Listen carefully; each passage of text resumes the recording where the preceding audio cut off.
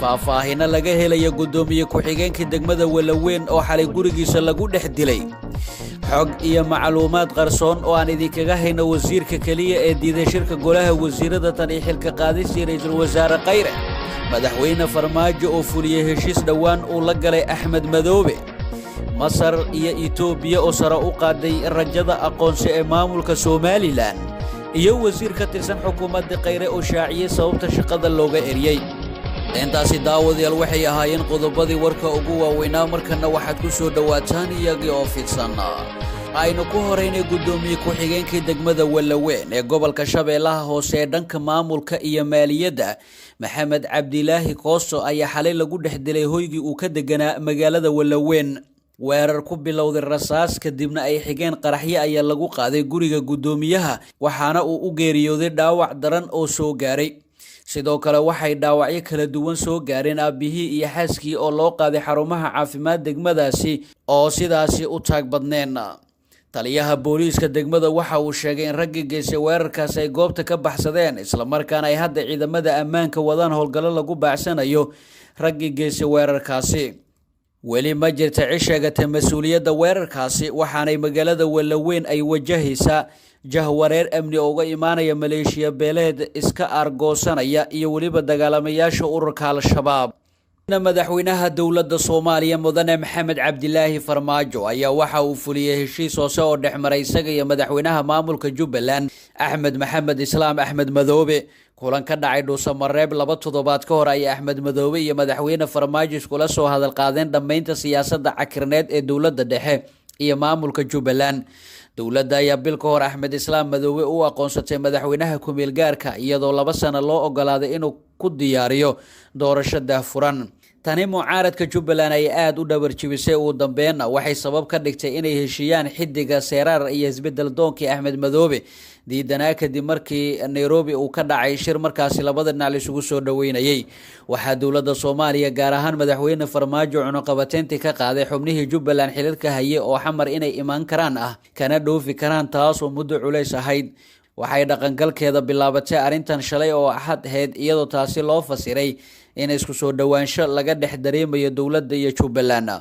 inkastoo magacaabidii madaxweyne Farmaajo la taliyihiisa doorashada iyo siyaasadda uga dhigtay Cabdi Cali Raage oo Axmed Madoobe ka carooday maadaama ay ninkaasi is hayeen haddana xiriirka dawladda federaalka iyo Jubbaland ayaa soo hagaagaya bishii uu dambeysay dhinaca kalena wasiirka amniga Soomaaliya Maxamed Abuukar Islow Ducaale ayaa marna ka soo muuqay shirka golaha wasiirada Soomaaliya tan iyo markii kalsoonida lagala noqday ra'iisul wasaarihii hore Soomaaliya Xasan Cali Khayre siday ogaatay warbaahinta warar lagu kalsoon yahay oo aan ka helnay ila kala duwan ayaa sheegaya in wasiirka amniga uu ka maqnaa labadii shir ee qabsoomay kadib reeditaankii ra'iisul wasaarihii hore dalka waa wasiirka kaliya ee shirka diiday marka laga reebo wasiiro farsamooyin iyo howlo kale uga baaqday xogta aan helnay ayaa sheegaysa in wasiirku uu madaxda qaranka u sheegay in uusan ku qanacsaneen qaabkii loo riday xukuumaddii hore iyo sida ay hadda wax u wada villa Soomaaliya wariyahena magaalada Muqdisho ayaa sidoo kale maanta xaqiijiyeen qof ka socda wasaaradda amniga uusan goobjoog ahayn munaasabadii lagu furayay machadka sare ee daraasaadka amniga ee laga daafuray magaalada Muqdisho xildhibaan Maxamed Abuukar Islow Ducaale ayaa sidoo kale kamid ahaa xubnihii sidoo weyn uga soo horjeeday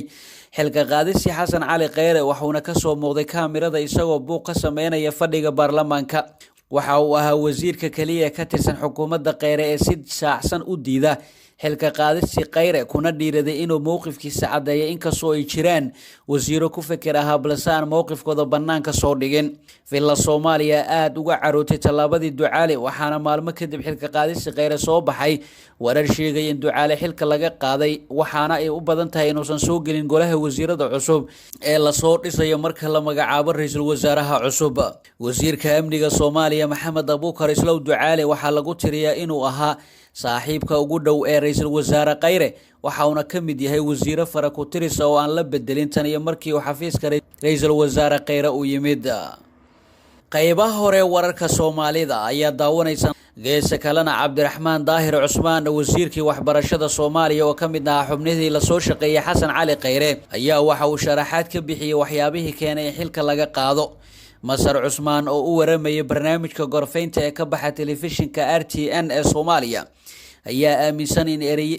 eriyadiisa ay xukuumadda isaga dejinaysay cadaadis siyaasadeed walow uu tafaasiil dheeri ah ka bixin. sababaha waa ay badnaan karaan, mid iyo laba inay ka badan yihiin ayaa suurtagal ah, laakiin caadiyan dadka sida shaqada loo celiyo waxa weeye kow in qofka shaqada gudan waayo oo hawshii loo idmaday uu ka bixi waayo. laba waxaa imaan karta cadaadis siyaasadeed oo qofka ama dowladda soo fuulaya si booskaasi looga qaado, iyo waxyaabo kale oo badan laga yaabay midkood ama labadoodaba inay tahay, laakiin anigu waxay ila tahay markii ugu dambeysay sababo jirta. sababta ugu yarna inta uu cadaadis siyaasadeed yimaado qofka wasiirka ahi booskiisa la rabo oo nin kale loo rabo waa intaasi, ayuu yiri isagoo si degan uga jawaabayay su'aalo uu hordhigay wariyaha. ceyrinta Cusmaan ayaa timid kadib markii uu sheegay in dowladda aysan aqoonsaneyn jaamacadaha dalka ku yaala, arrintaas oo ay ka dhasheen banaanbaxyo rabshado wato oo magaalada Muqdisho ruxay. bishii Juulaay sanadkii 2018 ayaa laga xayuubiyay xilkaasi, iyadoo bishii Agoost ee isla sanadkaasi loo magacaabay jagadaasi Cabdilaahi Goodax Bare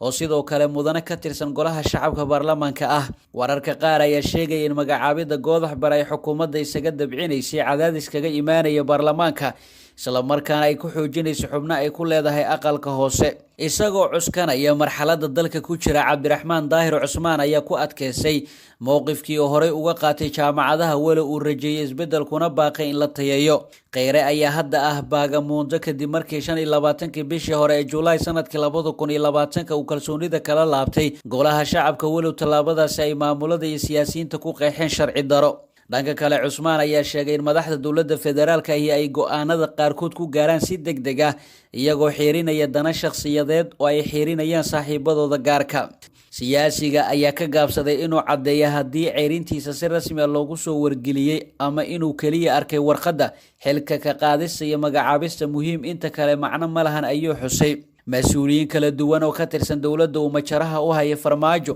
ayaa horey uga dhawaajiyay in aan lagu wargelin xilka qaadista, arrintaas oo dad badan ay dhaliileen kuna sifeeyeen dhaqan aan fiicneen. dhinaca kalena loolan lagu jira in la kasbado Somaliland ayaa gaaray meeshii ugu sareysay, iyadoo Ethiopia ay safiir buuxa u dirayso magaalada Hargeysa. tani waxay ku soo aadaysaa kadib markii ay Masar kor u qaaday qorshaheeda ay saldhig military uga dhisanayso Somaliland. loolanka waxa uu muuqdaa inuu kordhay xiriirka xumadii u dhaxaysay Ethiopia iyo Masar ee uu sababay webiga Nile.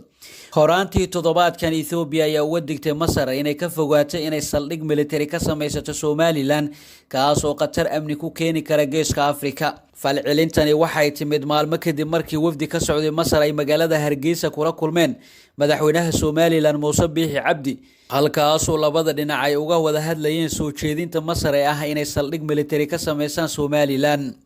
wadan shisheeye ahaan Masar waxay xaq u leedahay inay xiriir la sameysato wadan kasta oo ku yaala gobolka, ayuu yiri Dena Mufti oo ah afayeenka wasaaradda arrimaha dibadda dalkaasi. si kastaba waxa uu hadalkiisa ku daray in xiriirada Masar aan loo aas-aasin dal kala dartiisa. haddii joogitaanka Masar ee gobolka ay khatar ku noqonaysa dal saddexaad, taasi ma habboona ayuu yiri. arrintan waxa ay u baahan tahay inaan tusaale saxan u haysano waxa dhacaya. waxaan rajaynayaa inaysan ahayn Ethiopia darteed ama dal kale oo deris ah. haddii ay sidaasi tahay waxay noqon doontaa sharci daro ka dhan ah bini'aadanimada iyo nabadda adduunka, ayuu yiri. ergey ka socda dowladda Ethiopia oo hogaaminaya wasiirka maaliyadda Axmed Shide ayaa tagay magaalada Hargeysa maalmo kadib booqashadii wafdiga Masaarida, laakiin Mufti waxa uu diiday wararka sheegaya in booqashada Ethiopia ay ku timid walaac ka qabto qorshaha Masar. waxaa jira jadwal joogto oo ujeedkiisu yahay in looga wada hadlo xiriirada laba geesoodka ee dalalka u dhaxeeya, waxna kama qusayaan Masar wafdiga Ethiopia ee tagay Somaliland. sida uu u egyahay muranka Somaliland waxay u muuqataa inay helayso faa'iidada ugu weyn, iyadoo kordhinaysa baadi goobkeeda aqoonsi caalami oo u riixaysay muddo 30 sano ah. aqoonsi ay ka heshay Ethiopia iyo Masar oo ah cadowga ugu weyn ee qaaradda iyo qorshaha ay wada Kenya, waxay Somaliland u horseedi doontaa in boos adag ay dooda uga helaan midowga Afrika dhexdiisa. guud ahaan daawadayaal warkii aad kala socoteen channelkan waa naga inta. fadlan haddii aad nagu cusubtahay nagu soo biro subscribe sar, sidoo kalena qaybta gambaleelka taabo si ay kuu soo gaaraan wararkaynu halkan soo gelino. waana mahadsantiin.